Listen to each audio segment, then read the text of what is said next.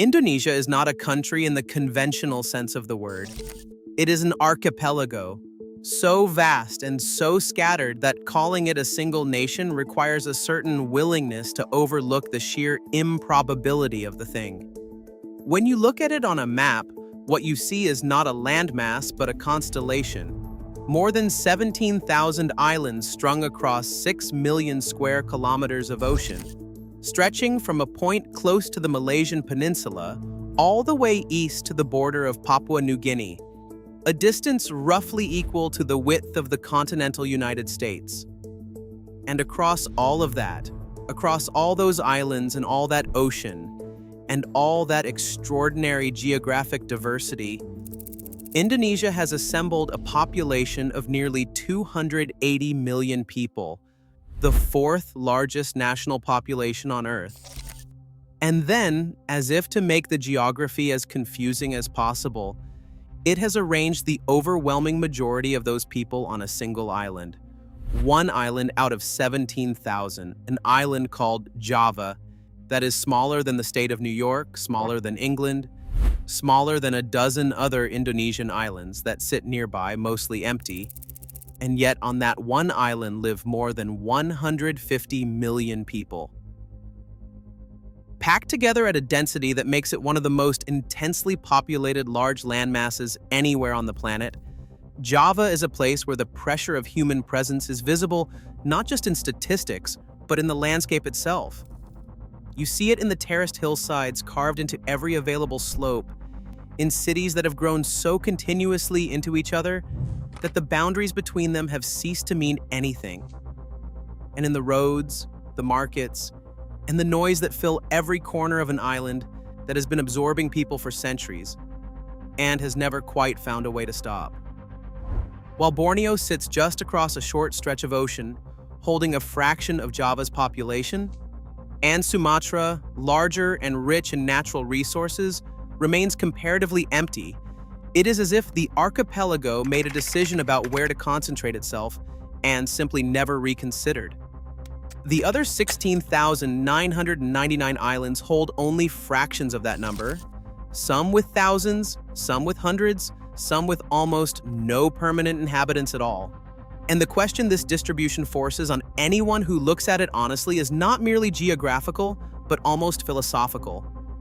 Why would the human populations of an archipelago, with literally thousands of options available to them, converge so completely and so persistently on a single point?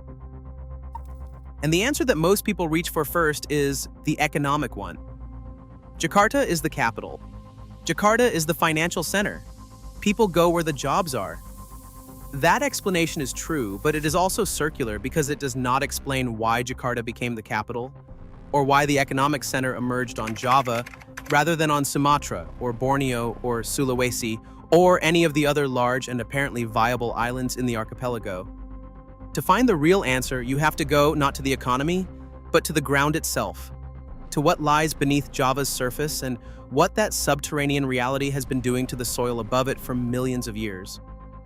Java sits on one of the most volcanic stretches of crust on the planet, positioned along the subduction zone where the Australian tectonic plate grinds northward beneath the Eurasian plate. That movement generates geological pressure that has built, over millions of years, a chain of volcanoes running the length of the island like a spine. More than 30 of those volcanoes are still active. These mountains have erupted repeatedly throughout human history, with consequences that were at once catastrophic and generative. Volcanic eruptions are destructive in the immediate term, but extraordinarily productive in the longer term. The ash and pyroclastic material that volcanoes spread across the surrounding landscape breaks down over time into mineral-rich soil of a quality that conventional weathering takes millions of years to produce.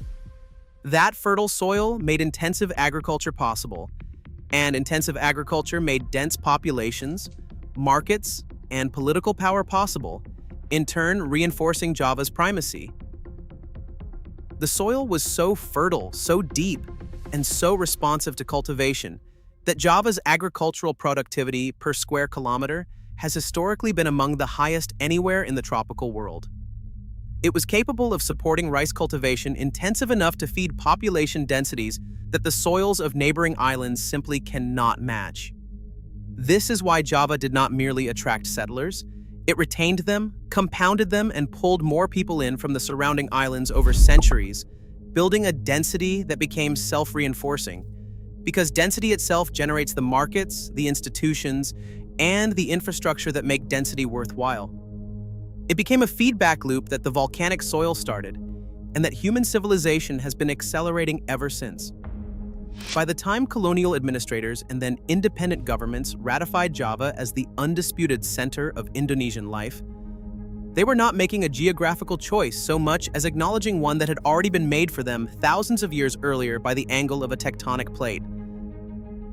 But the volcanoes that made Java so attractive have, through the compounding logic of population density, set in motion a crisis so literal and so measurable that it has forced the Indonesian government into one of the most dramatic urban decisions of the 21st century. Jakarta, the capital that grew on Java's northern coast to become one of the largest cities in the world, is sinking. Physically and measurably, irreversibly sinking into the ground at rates that in some districts reach 20 to 30 centimeters per year. This sinking is a consequence of decades of groundwater extraction by a city too large and too dense for its water infrastructure. Parts of Jakarta that were at sea level a generation ago are now below it, protected from the ocean by seawalls that are themselves sinking alongside the city they are meant to defend. What makes this especially uncomfortable is that Jakarta is not sinking because of neglect or mismanagement alone. It is sinking because 30 million people needed water, and the ground was the only place to find it. The city is being consumed by the very demand that its size created. Indonesia's response was not to fix Jakarta, but to leave it.